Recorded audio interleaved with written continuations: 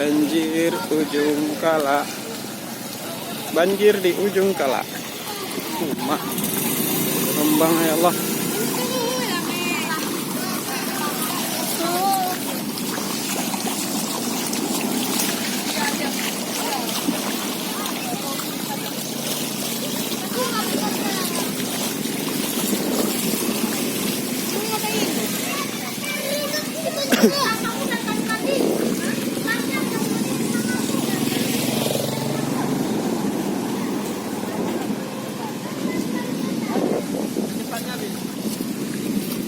Masuk rumah bang?